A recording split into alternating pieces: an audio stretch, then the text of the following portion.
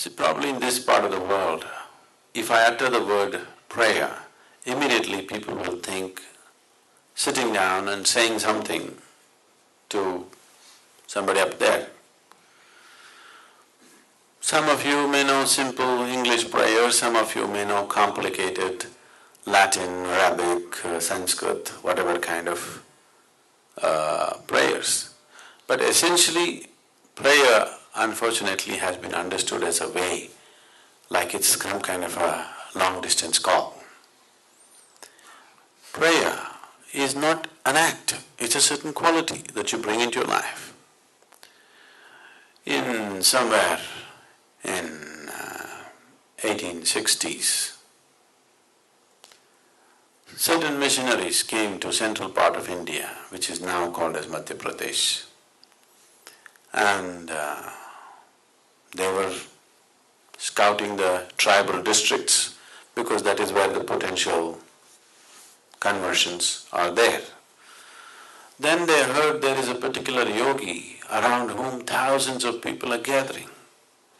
So they thought he's built some kind of a church and people are gathering, let's go and see. Competition, So they went there. When they went there, they couldn't believe this. There was no church, there was not even a home. The yogi was just sitting under a tree. All he had was a loincloth, bare-bodied. He was just sitting there. Somebody who looks like he's not worth anything. Then they got a little encouraged. Okay, there's not much of a competition. But then they found hundreds and thousands of people gathering around him. Then they were amazed, oh, what's happening here? He must be having some kind of power. So when they got an appointment with him, they asked, what kind of prayers do you teach? Then he looked at them and laughed, said, oh, you are men of cloth, you are men of prayer, aren't you? You have done much prayer obviously in your life. Today, you just see some prayer. Don't do it, just see it. I said, how can we see prayer? He said, just watch me now.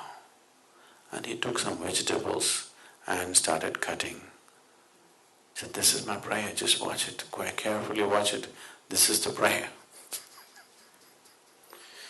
So prayer is not just vocal. Prayer is a way of involving your whole body and getting it into a certain attitude of receptivity, of seeing.